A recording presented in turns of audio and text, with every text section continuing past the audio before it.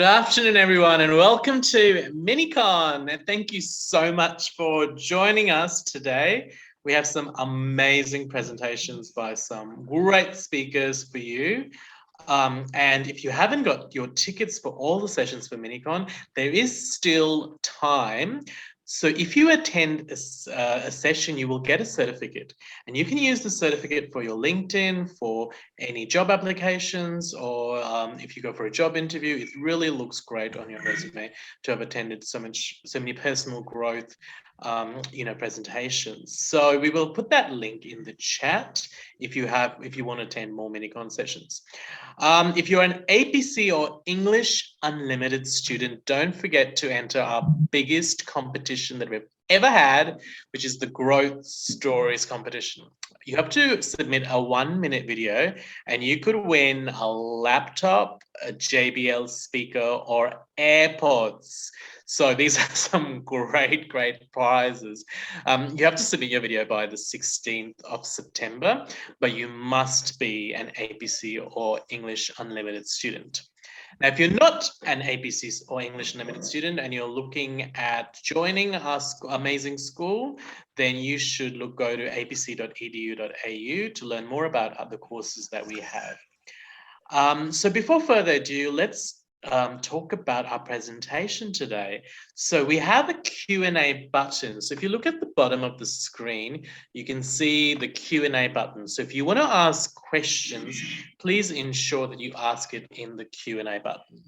So our presenter for this presentation is Kristy Power, who's going to be talking about starting your own niche label, what to do and what not to do with the process of starting your niche label. Now, Kristy Power has over 10 years experience in fashion and costume making for her label Harpi. So I would love to introduce you to Kristy. Thank you so much for joining us today. And we're really excited to listen to your presentation. Thank you. Thanks. So as introduced, I'm Kristy, and I'll be presenting this webinar right now. So can we go to the next slide, please? And can you just press play on the video? Thank you. So this talk will go through the first steps one usually goes through when they think about starting their own label. So starting at the first thoughts and what you want to develop through to target markets and marketing strategies. And then we're going to move through to trends and where to find them, and then finishing with issues that are facing the industry. So my background, so I have a qualification of a Bachelor of Applied Fashion from the University of Canberra. I have an advanced diploma of Applied Fashion, Textile and Design, and a diploma of Textiles, Clothing, Footwear. I own my own label, which one of the videos from last year's Runway Designer Q is showing. I also work freelance for various labels, and I work freelance for myself doing one-off garments for clients, and I teach. So lots of jobs. Next slide, please. So jumping into the webinar. So thinking about your own label. So you want to start your own label and you don't know where to start. So the first thing you want to look at is, what do you want to design? Do you want to design garments or accessories or shoes? And who is your target market? Are they females, males? Is there an age group limited to your target market? And what are their general interests? And then what market sector are you going into? So for garments, you could have evening wear, ready to wear, day wear, workwear, or couture. So next slide, please. So once you've thought about these things, what's next? So the next things you need to think about are, how are you going to produce your labels items? Have you got all the skills to complete the entire fashion production chain? If not, how would you acquire these skills, all the people to do it for you?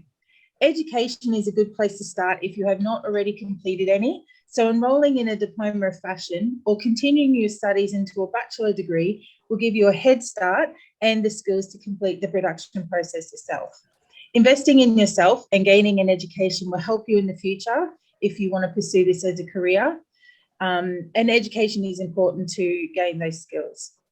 These are important factors when considering how you will start your own label.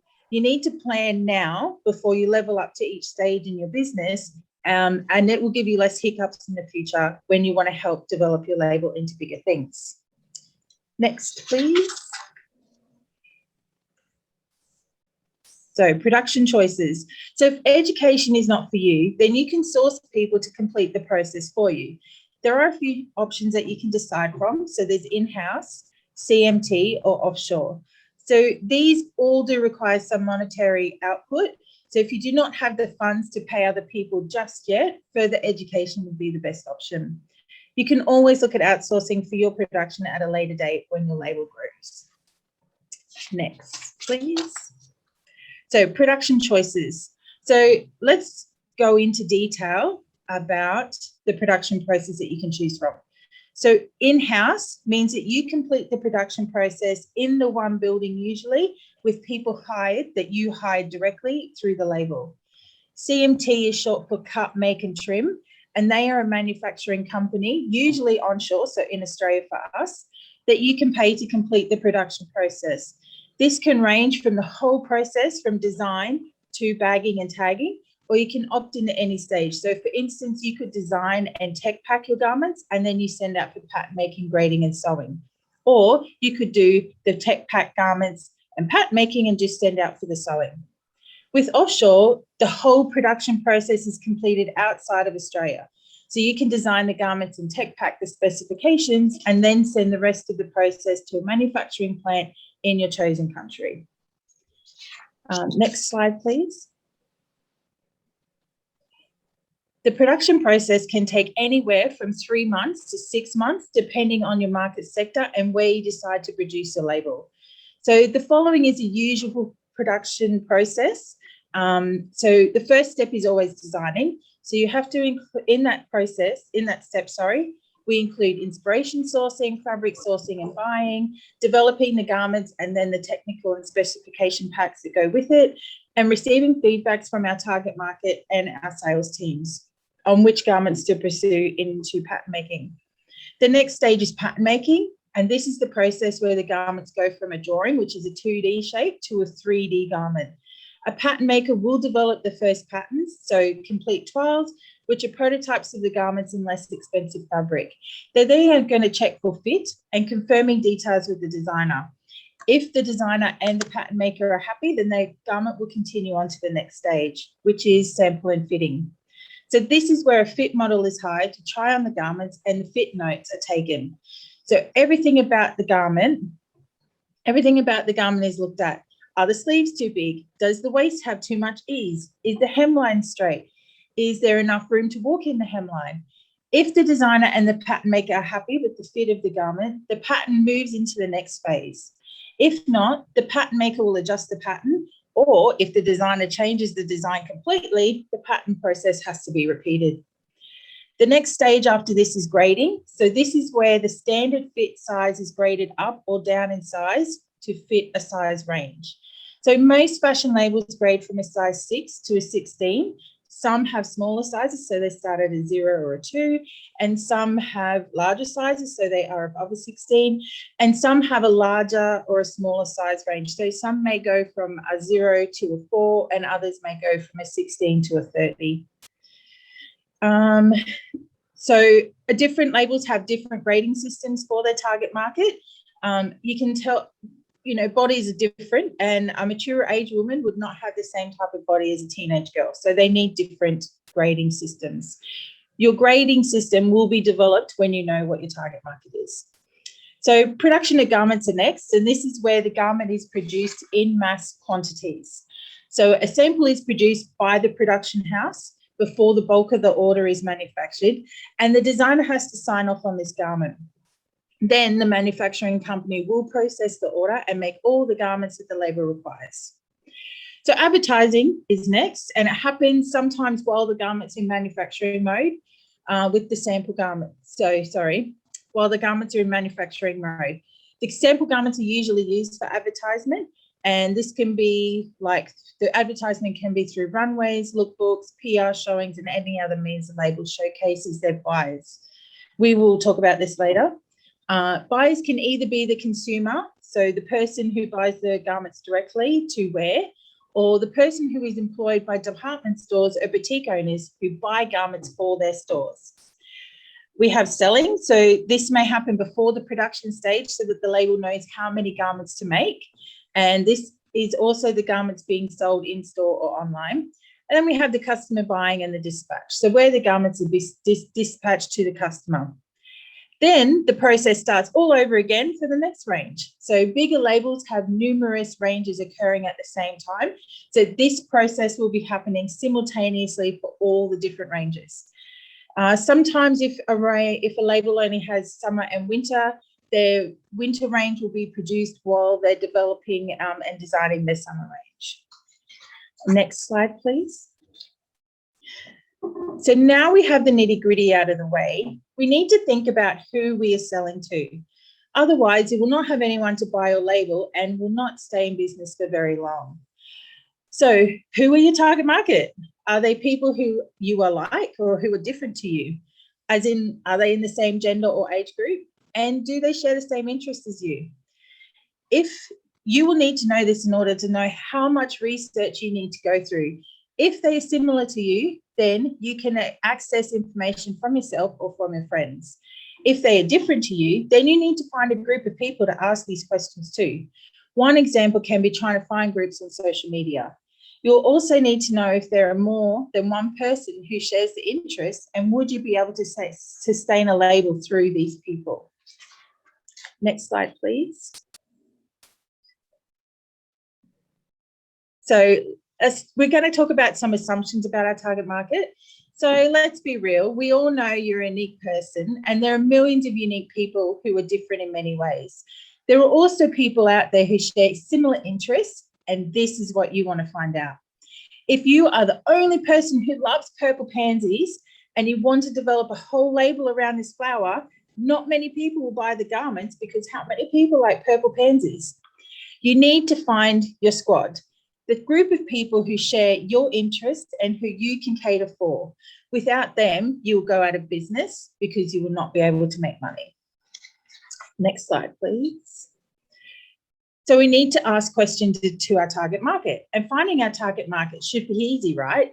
You like something, you're sure someone else will like something too, maybe. You need to do your research. So you need to ask questions like, where do they hang out on the weekends? Where do they live, city or rural? What type of car do they drive? Do they own pets? What is their taste in music? Are they gamers? Do they have a big social group? What are their social media choices? Are they family orientated? How much money will they spend on clothing? Who are the other labels they will buy from? If there are multiple people who answer the same to these questions, then you have a target market. Next slide, please. One thing that market researchers do is dig deep into one person who fits their target market. They will answer all the previous questions, and then they're going to go on to some more questions, like how often do they look at social media? When do they look at social media? How long do they spend on one post? What words are they using? What words are they taking in? What pictures are they reacting to the most? Are they engaging with the post? Do the engagements have follow through? So are they clicking through to the link on the website? This will help you develop your marketing strategy and how to promote to your target market. There is no use being online at 3 a.m. if your target market is asleep. All right, next slide, please. So we're going to talk about marketing strategies for fashion. So fashion has fun marketing strategies which appeal to our target markets. And these are influencers, lookbooks, billboards, magazine advertisement, editorials or in magazines or online, range or label launches, and runway shows. So the most commonly known way a label promotes itself is through runway shows. This can be good and bad, and we will run through some of the issues in the next slide. So next slide, please, sorry. So can you hit play on the video, please, while I chat? So runways are fun, but they are a lot of hard work. Runways require forward thinking, planning, and staging, as you need to think about how many garments you want to put down the runway, what size models are required, how many looks are there going to be. So one look can hold 3 garments if you so wish. This then determines how many models you need. That all happens before the show. When you plan the show, you need to organize various people outside of your label. So models, photographers, makeup artists, hairstylists, dressers. Some runways require you to pay a fee and they organize everything for you, including the models, makeup artists, and hairstylists, even down to the backstage staff. Some runways require you to source these people who will be working and working for you backstage. These are usually costed at a lower fare. You can go it alone and organize your own runway event where you plan everything yourself. This can be quite costly and time consuming when starting out, and if you don't have the correct contacts to help you. So while this is a video from 2019 for Designer Q, so my label shows both male and female clothing. We're gender inclusive and size inclusive. So I use one particular model grouping from Designer Q for my models, and I throw in a couple of the smaller models from the other model group and the male models as well. So I'm going to talk about a few different runways that I've shown in. So DQ it's great. Everything is organized for me. The models are cast. I don't have to worry about anything. I didn't get to choose the models, unfortunately, although two of the models in this runway show are actually some of my models that I use for my label. I make to measure, so these garments are made to my to my models' measurements. Usual labels have, size range, so they pick out a size 10 for their models. This is a big event. And last year my fee was $1,800 to show in this event, but I could pay it off over the year. If you want to start out small, Raw is a great starting out point. Some people disrespect Raw because you have to pay for your fee to get in, but with fashion, you always have to pay your runway fee to show in runways. But Raw is great because you can get your family and friends to help pay for the ticket fees that's your entry fee. You are paired with a makeup artist and a hairstylist, so they help you, style and make up your models for the night. You do have to organize your own models for the night, and this can be helpful when you're paired with a makeup artist or a hairstylist, as they may have friends and models that can help you. Photos are taken of the event. There's industry invited. And once you show with Raw in your city, you can show anywhere else with Raw in the entire world when COVID lifts, of course. There's been other runways that I've done in Melbourne. So I live in Brisbane, and I've shown down in Melbourne. I had to organise everything myself when I showed in Melbourne. The only problem with that is I had to organise it from a different city, but the fee was lower, but then I had to pay for my flights to get down there. The models that I had down there were friends and then friends of friends who helped me out. So 3 different types of runways. For starting out, I would go Raw because you have the support of helping you organise, and then into the bigger events. We're just going to watch the rest of this video. There's not much left. When Designer Q was run last year, so 2020, because we had just come out of COVID lockdowns, the runway was actually 80 meters long. So as you can see in this video, the audience is quite close together. We showed in the same pavilion that 2019 was shown in, but in 2020, the seats were 1.5 meters apart. So in the first video on the first slide, you can actually see the gap between the people, and the runway was super long. It was 80 meters. Poor models, they had to walk that for nearly 10 designers, or at least 5, because we half the models with the design ranges. And that's my last model. So it is fun. It's great. It's great atmosphere backstage. It's very hectic. The one thing I do recommend with runways is always have one model for one outfit. Try not to do backstage changes, because that's super hectic, and you always lose a model or an outfit. Okay, so next slide.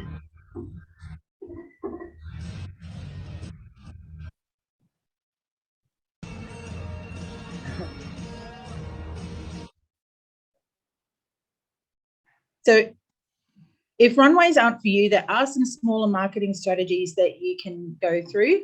So there's PR launches, there's showing with smaller runways, which we talked about raw. Pardon me. There's doing photo shoots with your friends. There's guerrilla runways. So this is where you get a whole bunch of friends to put on garments and you walk in a straight line down the middle of your mall, for instance. You could notify the local paper. You could get your other friends and families to take pictures and videos and live stream them to Facebook. You could also do flash mobs in your clothing. So we've all heard about the dance flash mobs, you know, same thing, but you could add dancing with your clothing. So these events can cost very little and help you to create content for your social media and create some buzz around your label. In saying this, there is an amount of planning and forward thinking that goes into them. You need your product to be shown, and the garments need to be made beforehand in whatever size your models are. So remember to think outside of the box and have friends or family take videos or photos of it so they can be posted. Remember, you could be the next viral video, but make sure it's for the right reasons and shows your product. All right, next slide, please. So tips and hints. So try to do most of the work yourself. This cuts down on costs and helps you understand how your label works. It also gives you a story to tell your customers. It takes a lot of money to develop a label, and your first collection can cost anywhere between $5,000 to $10,000. Do not take advice from people who you would not turn for opinions. Everybody has opinions and you will hear them along the way. Only listen to the ones that you would actively seek out or take advice from. If someone on Facebook is not your target market and is saying to stop using a certain color like black, are you going to listen to them? Will they buy the clothing if you make it in a different color, say pink? Ask them if they would. You know, like have some interaction on Facebook. Take a poll and see if anybody else would buy the pink instead of the black. But always ask yourself, does this fit back in with my label? Next slide, please. So some more tips and hints and tips. Ask yourself what it is you want to achieve with your label. It does not always have to be profit-based. It could be bringing clothing to your target market that don't have access to it otherwise. That's the way I run my label. So mine is gender and size inclusive. So you could ask yourself, how big do you want to go on each and everything you decide? Do you want your label to be a household name? Do you want a 40-piece collection? Do you want a magnificent runway with 50 models and 3 catwalks? How many collections do you want to produce a year? This will help you with costing, planning, and knowing where to go in the future and setting smaller goals to help you get there. Be kind to yourself and know that most fashion labels are not successful for the first few years. And most people work full-time in another job to make ends meet to pay the bills. How much time do you have to dedicate yourself to growing a label? Because it takes a lot of time in now, and it takes years before it will grow and build. The next slide, please. So trends.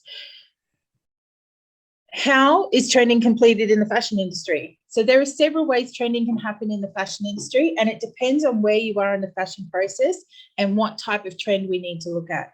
So first, let's talk about the trend that you'll probably be using as a First, let's talk about the different types of trends. So we have fashion trends, fabric and fiber trends, production trends, delivery, shipping trends, marketing trends, and buying trends. Next, please.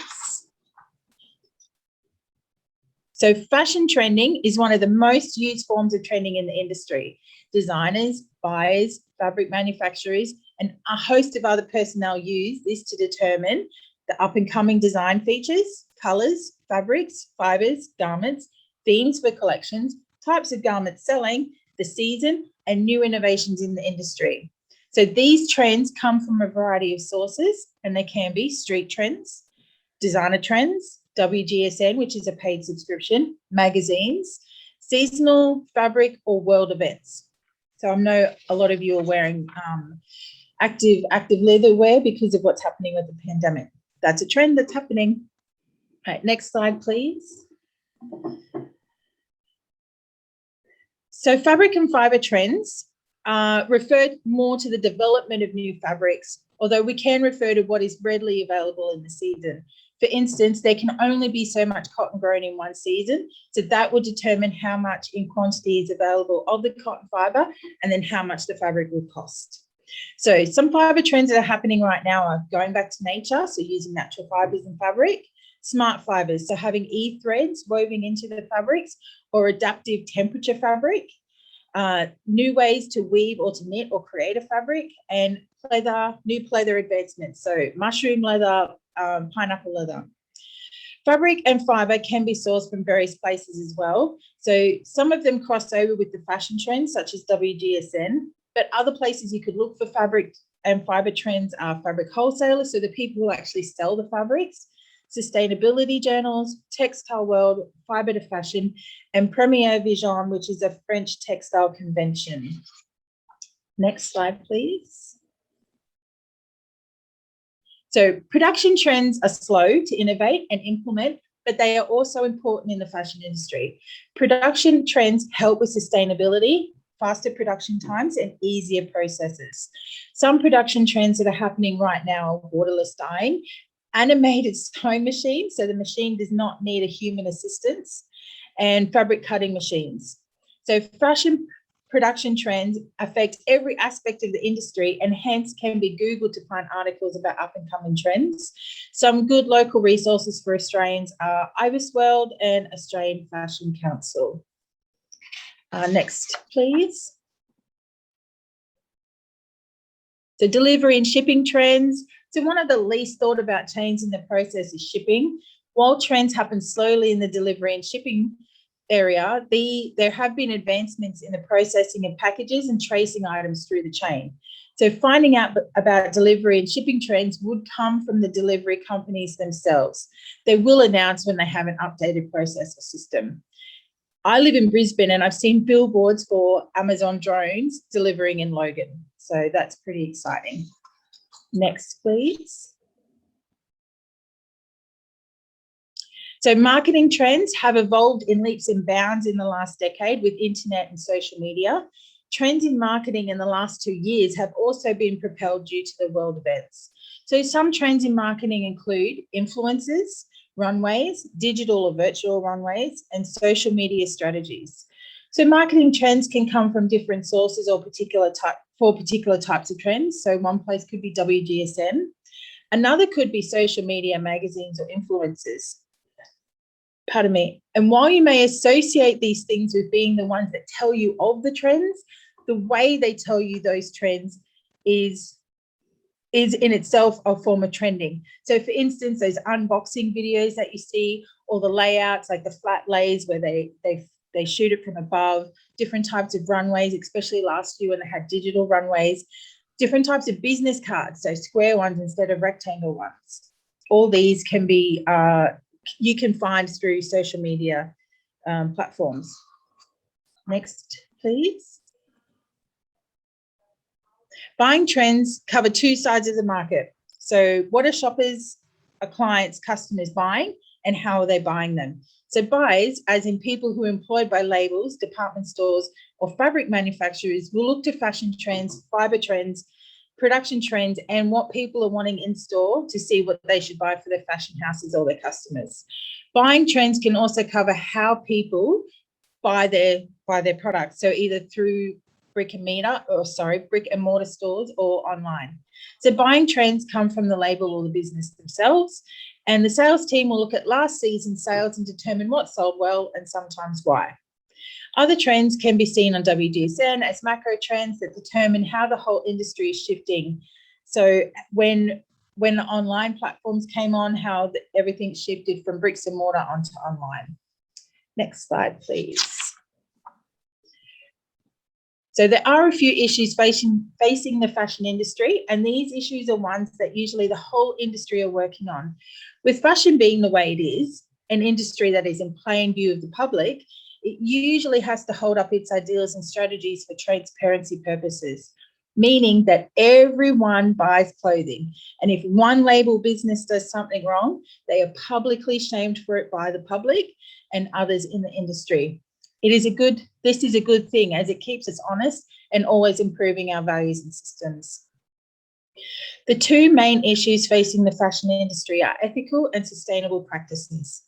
Ethical can encompass such things as gender or size inclusivity, working wages, workers themselves, including how old our workers are and the conditions that they work in.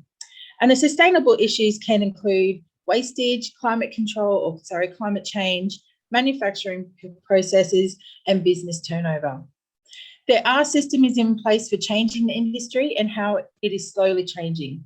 Our consumers will be the ones that are pushing for the change they want to see, and it will be our job to listen and to step up and make those changes for the better. Labels that are changing their ways before the consumer tells them to is at the forefront of the change and should be best practice for more labels. It shows the world that the fashion industry does care and wants to change. You will find that these labels will have more of the market share of their target market, as it shows them being proactive and thinking about the greater issues. I thank you for listening to my webinar, and if you have any questions, we can answer them now. Thank you so much, Kristy. That's all right. Very informative. Rachel, I'm sure we have lots of questions. Yes, we do. Thank you so much, Kristy. It was really interesting. We've got a question here from Gabriella. She said, how much money do you need to set up a small fashion business just to get going? Yeah, so it depends on the level that you want to come in at. If you do the whole production process yourself, you can always minimize your costs by buying secondhand machines. Having a shed or a studio in your backyard that you can use for yourself. That's what I have. I have a shed in my backyard. I've decked it out with my machines, cutting tables, shelves and stuff for my fabric, and I do my whole process in that shed. That lowers my cost greatly because I don't have to rent space or hire people to do that process for me. If, for instance, if you don't know how to sew and you need to hire someone, that will up your costs. So it really depends on where you want to go into and if you want to do the process yourself or if you want to outsource that whole process. So my first collection cost about, and this was just in fabric, about $2,000. And that's just my fabric to put those garments together. I would not like to calculate my labor cost that went into making that range because it would probably be about $5,000 to $6,000. That was my first range. So the cost can cost anywhere from say $2,000 to $20,000. Great, that's really, really good insight. And I've got another question here from Jackie. What's the difference between the collections shown on the runway to the collections that go to stores? It depends on the label. So if you're talking about the haute couture collections, they are one-off garments that are usually shown to promote the label, for instance. So we all know who Jean-Paul Gaultier or Alexander McQueen are, right? They make those garments one-off. Then those garments are sometimes, what's the word? I'm sorry, I forget. Not shared, like shared to a celebrity to wear on the red carpet. Those celebrities sometimes buy them, sometimes don't. They're usually given to them for the day and then they're taken back by the label to keep. That's the main difference, is the fact that if it's haute couture, it won't be in stores predominantly. The ready-to-wear ranges aren't that much different from the range you'll see on the catwalk. So if it's a ready-to-wear range, it will be in store wherever it's sold. Does that mean that a designer releases sometimes a collection on the runway and then a ready-to-wear version of that same collection? Do they do it together? Yeah. Sometimes it can be a haute couture line, and some of those elements will then be reflected in their ready-to-wear collection. So in the past, before internet, the production or the design process used to take 5 years. So it used to take, like Jean-Paul Gaultier would put out a range with lots of frills, for instance. 5 years later, you would see frills in came up. So that process would take 5 years to filter down from haute couture down to fast fashion. Now, today we have everything online. Those things are instantaneous. So a haute couture designer will put out a range. The next day, Zara will have frills in their range. So the process has been shortened down a lot. Yeah, did I answer the question? I think I did. Yeah, absolutely. Another great question here. How would you advise a designer who would like to use only natural fabrics as opposed to the less expensive and much more common synthetics? Yeah, so one of my past students has used all natural fibers. I suggest you do your research and find those wholesalers who only develop natural fiber fabrics. There are a few in Australia, like there's a hemp company in Western Australia, and I think Byron Bay. There's a few other cotton and linen places in Australia and in Australia. Research them and do your research. Then make sure that you cost your garments at that price point that your target market will expect for a natural fiber garment, and that you will be able to afford to produce from. Because natural fiber fabrics are a lot more expensive than polyester, because they do have a finite limitation on them per season. So there's only so much of, cotton fabric that will be made in one season. See, that's great. Another one here. Where do you look for inspiration to create a collection? So my label doesn't actually adhere to trends, so it's a little bit weird for me to answer this question. I still do have to look for trends in in fabric and colors, because if I'm using a particular purple, I need to know that I can buy that purple from my wholesaler. In saying that, that's really the only trend I look for, and that will be directly from my wholesaler. So I will go to them and look through their fabric catalogue and see what they've got online. That then inspires my design process sometimes. Other ways my trends come about is through my inspiration. So one of my ranges in the past, I have, I usually merge two things together. So one of my ranges was Tim Burton and Lady Gaga. The last range was, I called it Star Signs. It was like astronomy and a bit of witchery themes, and I merged them together. The one before that was Poisonous Flowers. So, and then I pull the lines out of the flowers, for instance, and I get my designs from there. That's really interesting. I've got one more question here. Would you advise that a young designer use a pop-up shop or a market as a way to sell their clothes initially? They can. That's a really good way to get yourself out there, especially like market stalls. So South Bank does a young market stall once a month, and I'm pretty sure you'd have to check their website. South Bank in Brisbane. You'd have to check their website to see if you need to be there every month, or if you can just opt in for 1 month and then opt back out again. The only problem with doing market stalls is you have to have the stock there ready for people to buy. That's the only downfall. So you need to have that collateral of money to get them produced to then sell them on.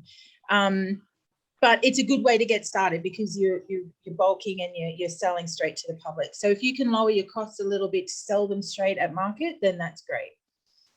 But yeah, I do highly recommend, like in Brisbane, we're having a pop-up store for Brisbane Fashion Month in October. So, if you are in Brisbane and you want to start, go check them out. Fantastic. Just a reminder to all of our students that we are currently offering the Diploma of Fashion Design and also the Advanced Diploma of Fashion Design. It's got a longer name, but I'm just going to shorten it to that right now. And then if you're interested in learning more about that course, you can go on to live chat and have a chat to our staff. And so that brings us to the end of our questions. Ivan, do you want to finish up today? Yes, thank you so much. So thank you for that great presentation. It was really informative. And I'm really excited to see this Lady Gaga and Tim Burton collection. I'm gonna Google that. There are more sessions today and tomorrow. So if you haven't got tickets for your session today, please do that as soon as possible, because we don't have that many left. And if you are an APC English Unlimited student, just a reminder that we have the Growth Stories competition, where we have amazing prizes like a laptop, JBL speaker, or AirPods. So if you want to participate for that those amazing prizes, you need to submit your video by the 16th of September. We have all the links on the chat.